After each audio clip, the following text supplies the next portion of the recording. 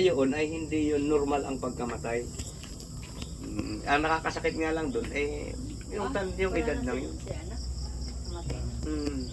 Ang 23 po. Sipin mo yun. Ay talagang inaamin kong mahusay ang may gawa. Hindi naman nakikipag laban eh. Hindi naman hindi naman, oo. Kung nakikipaglaban yun, didikdikin ko na husay yun. Hindi naman nakikipaglaban eh. Oh, Bigla po nagtatago. Oo, pagka yung nahuli ko saglit lang, wala na. Oo. Pero kung yun ay nakikipagkumbate, ay maiintindihan mo at pagsasalitain ko pati yung kung nasaan kung sino. Ay wala, hindi naman siya nakikipag-away, hindi naman siya nakikipaglaban sa manggagamot. Oras tamahan ng manggagamot na alis. Inaangat lahat yung ginagawa niya doon. Babalik po pagkarating namin sa bahay. Pagka nandun na kayo, nandun na naman ang problema. Paano mo mahuhuli? Ibig sabihin, yung nagawa, naandun lang. Kasi, kung wala doon, kung halimbawa ang nagawa ay taga malayo, hindi niya malalaman na galing kayo sa manggagamot, hindi niya malalaman na nakapunta kayo ng manggagamot. Wala nga po kami pinagsasabihan sa mga katabi namin.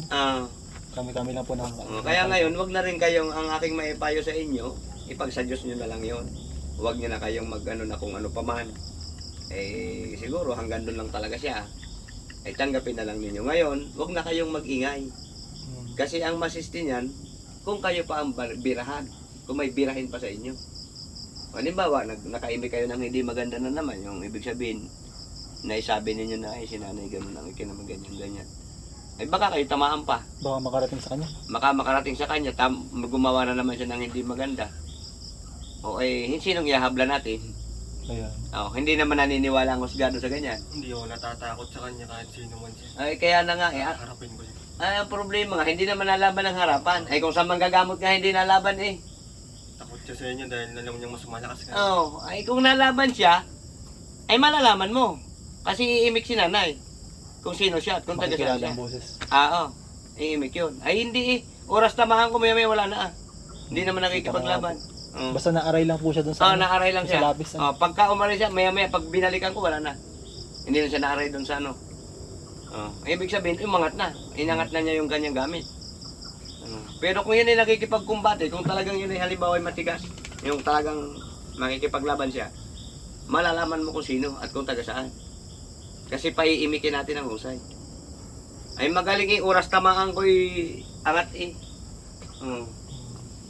Kaya hindi natin mapupuruhan. Ay ngayon, huwag na kayo magsalita ng kung ano pa man doon. At, kasi nga, hindi mo naman pwedeng habla. Hindi mo naman pwedeng labanan kasi nga hindi naman nakikipaglaban. Hindi naman nakikipag-away.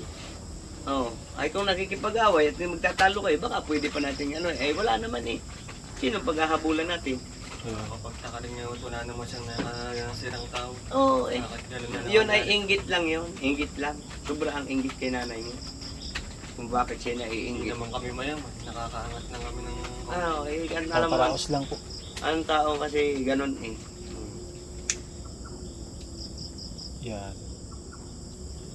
Pero ako'y talagang nagagalit nga ako Dahil isipin mo nga yun.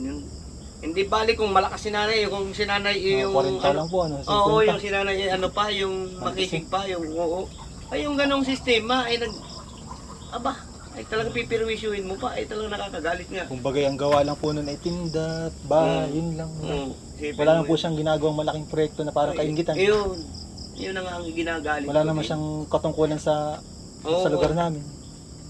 Ay, inggit lang yan kung anong kinaiingit ng hayop na Yung negosyo naman yan, di naman ganun kalaki po.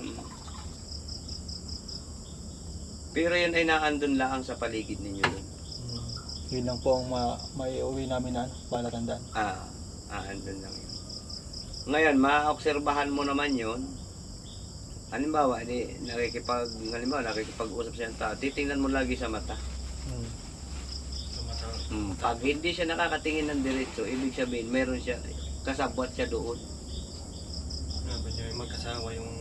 Mag-asawa yun. Yung hayop ng demonyo. Demonyong yun. Meron palang naandyan din lang sa inyo.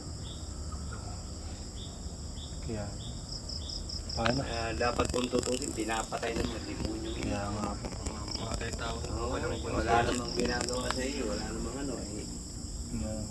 Yan, yung hindi po patas lumaban. Hindi patas lumaban yung mga demonyong yan.